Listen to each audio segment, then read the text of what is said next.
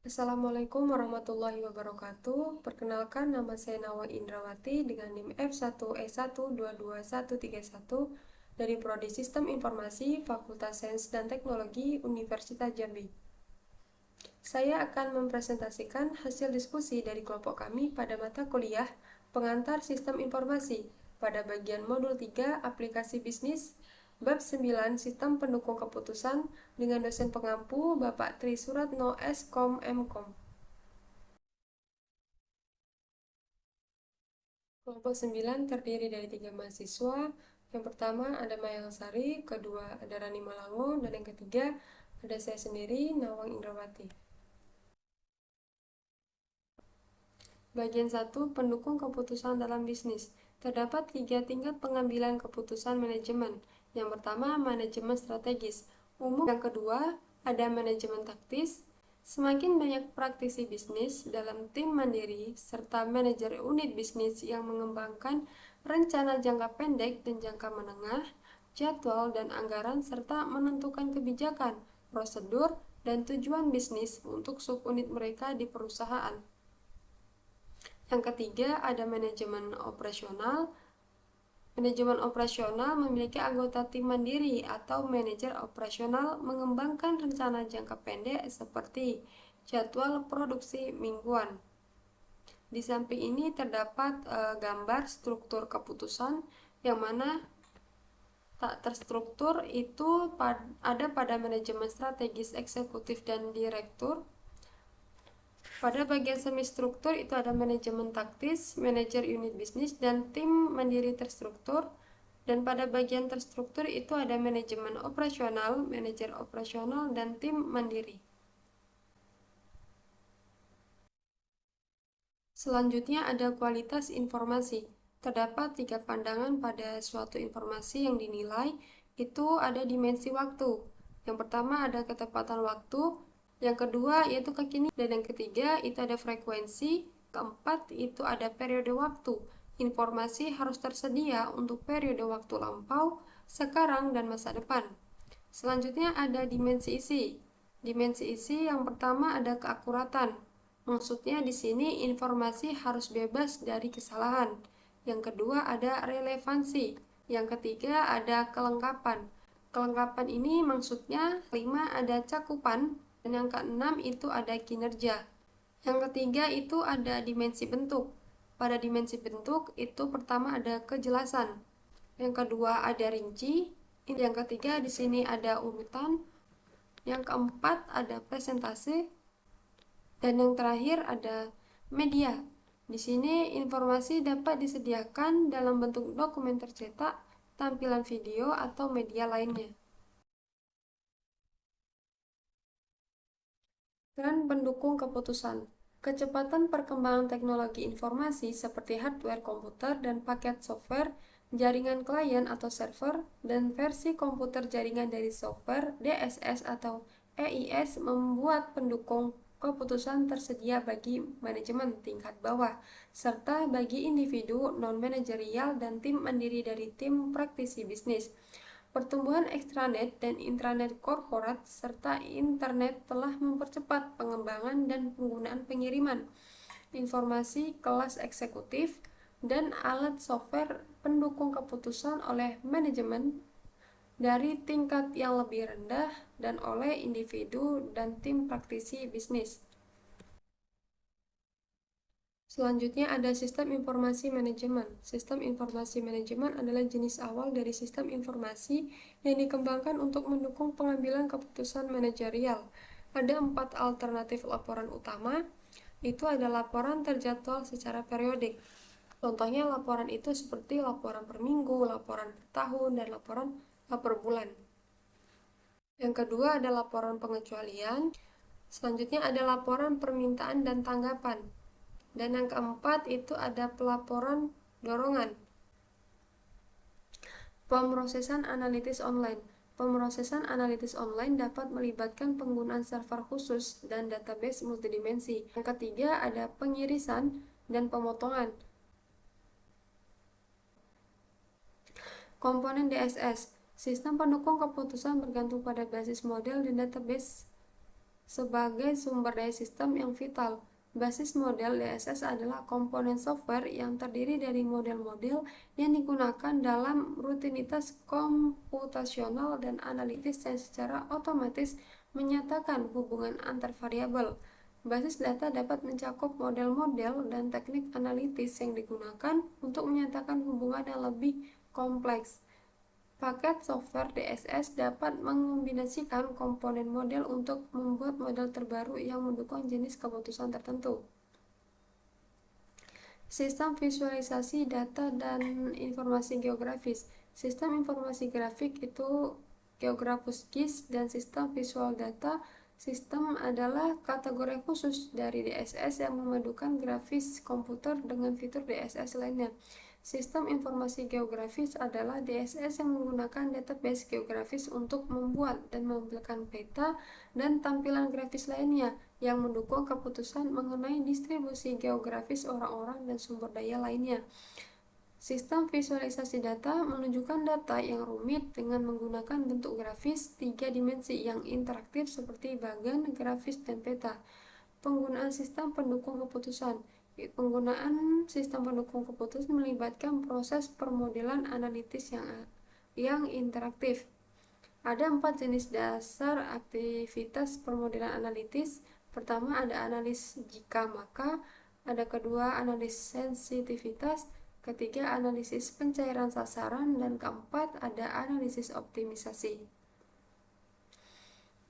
Selanjutnya ada sistem informasi eksekutif. Sistem informasi eksekutif adalah sistem informasi yang menggabungkan berbagai fitur sistem informasi manajemen dan sistem pendukung keputusan. Dengan tujuan pertama, menyediakan akses informasi yang mudah dan cepat kepada eksekutif tingkat atas mengenai faktor-faktor penentu keberhasilan perusahaan, yaitu faktor-faktor utama yang penting untuk mencapai tujuan strategi organisasi. Selanjutnya ada fitur ACE, disesuaikan dengan keinginan eksekutif yang menggunakan sistem tersebut. ACE Hypericon mempunyai kemampuan menggali informasi dengan cepat, analisis tren, dan pelaporan pengecualian. Portal perusahaan dan pendukung keputusan. Portal perusahaan adalah interface berbasis web dan perpaduan SIM, DSS, EIS, dan teknologi lainnya yang memberikan pemakai internet dan pemakai eksternal tertentu untuk menghapus berbagai layanan dan aplikasi bisnis internal dan eksternal. Manfaat bisnis dari portal informasi perusahaan mencakup penyediaan informasi yang lebih selektif dan spesifik bagi pemakai bisnis, penyediaan akses yang mudah ke sumber daya situs web intranet perusahaan, penyediaan berita bisnis dan industri, dan penyediaan akses yang lebih baik ke data perusahaan untuk pelanggan, pemasok, atau mitra bisnis lainnya. Sistem manajemen pengetahuan. Lebih baik kali tulisannya, bro.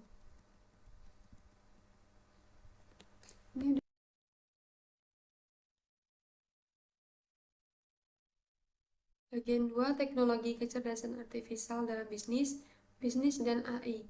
Aplikasi bisnis AI digunakan dalam distribusi dan penelusuran informasi, penambangan basis data, desain produk, manufaktur, inspeksi, pelatihan, pendukung pemakai, perencanaan operasi bedah, penjadwalan sumber daya, dan manajemen sumber daya yang rumit. Gambaran umum kecerdasan artifisial itu, kecerdasan artifisial adalah bidang ilmu pengetahuan dan teknologi yang didasari oleh ilmu-ilmu. Tujuan AI adalah mengembangkan komputer yang dapat berpikir serta melihat, mendengar, berjalan, berbicara, dan merasakan sesuatu. Aplikasi komersial AI itu ada pendukung keputusan, penelusuran informasi, realitas virtual, dan robotik. Jaringan syaraf adalah sistem komputasi yang dibuat mirip dengan jaringan otak dari elemen pemrosesan yang saling berhubungan, yang disebut neuron. Jaringan saraf akan mengubah kekuatan interaksi antar elemen pemrosesan dalam menanggapi pola-pola yang berubah-ubah pada data dan hasilnya. Ada sistem fuzzy logic. Fuzzy logic adalah metode penalaran yang mirip dengan penalaran manusia karena memungkinkan perkiraan nilai dan inferensi dan data yang tidak lengkap atau bermakna ganda, tidak mengandalkan pada data yang jelas seperti pilihan binari. Algoritma genetis. Algoritma genetis merupakan aplikasi yang berkembang dari AI. Software algoritma genetis menggunakan teori Darwin, yang mana yang paling kuatlah yang dapat bertahan hidup. pengacakan, dan fungsi matematika lainnya untuk mensimulasi proses evolusi yang dapat menghasilkan solusi yang lebih baik terhadap masalah. Software algoritma menggunakan peraturan proses matematis yang menentukan bagaimana kombinasi komponen proses atau langkah-langkah yang dibentuk. Realitas virtual. Realitas virtual adalah realitas yang disimulasikan oleh komputer dari bidang AI yang berkembang pesat yang berasal dari usaha untuk membangun interface komputer manusia multisensor yang lebih alam dan realitas, yang memungkinkan arsitek dan desainer untuk mendesain dan menguji model 3D elektronik dari produk dan struktur dengan memasangkan model dan menguji, menyentuh dan memanipulasi bagian-bagian dari semua sudut. Agen cerdas. Agen yang cerdas adalah wakil software bagi pemakai akhir atau proses yang memenuhi sesuatu kebutuhan atau aktivitas. Agen yang cerdas atau robot software atau bots adalah sistem informasi berbasis pengetahuan untuk tujuan yang khusus yang menyelesaikan tugas-tugas khusus untuk pemakai. Mengembangkan sistem pakar. Cara termudah untuk mengembangkan sistem pakar dengan menggabungkan kulit luar sistem pakar sebagai alat pengembangnya. Rekayasa pengetahuan. Teknis pengetahuan adalah profesional yang bekerja dengan para pakar untuk menangkap pengetahuan, fakta atau pengetahuan yang mereka miliki. Di sini kita akan membahas tentang studi kasus Ben Jerry and G Plastic, nilai bisnis dari kecerdasan bisnis. Di kantor pusat perusahaan di Burlington, Vermont, hanya beberapa mil dari toko di mana pendirinya membuka toko yang pertama 25 tahun yang lalu. Perjalanan dari setiap pin 28.875 meter kubik es krim Ben Jerry's mulai dari bahan-bahan hingga penjualan dilacak. Setelah pin distempel dan dikirim ke lebih dari 50.000 toko di Amerika Serikat dan 12 negara lainnya. Ben dan Jerry's menempatkan nomor pelacakan dalam database Oracle, kemudian menaruhnya di bawah mikroskop. Itu potongan dari cerita Ben Jerry's dan G Plastic, nilai bisnis dari kecerdasan bisnis. Pertanyaan studi kasus, apa yang disebut kecerdasan bisnis? Mengapa sistem BI menjadi aplikasi bisnis TI yang populer?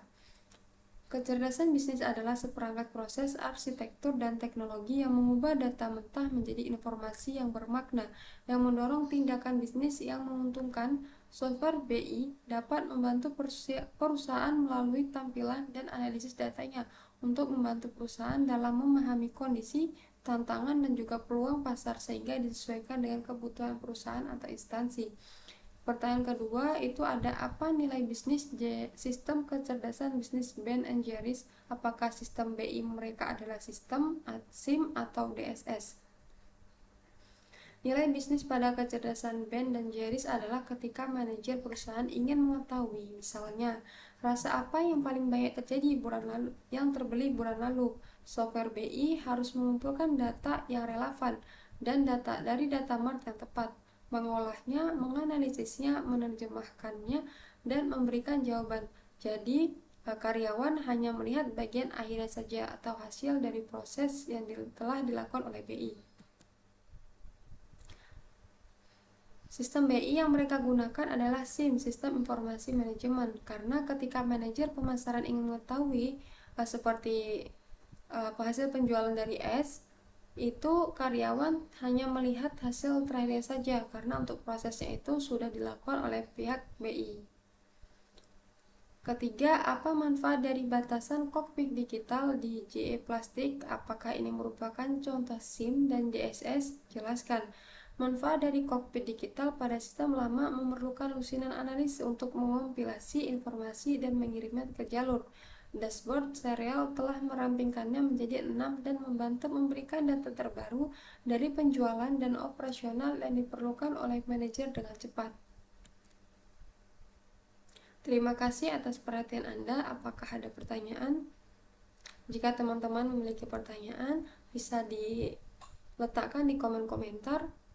Sekian presentasi dari saya. Saya akhiri. Wassalamualaikum warahmatullahi wabarakatuh.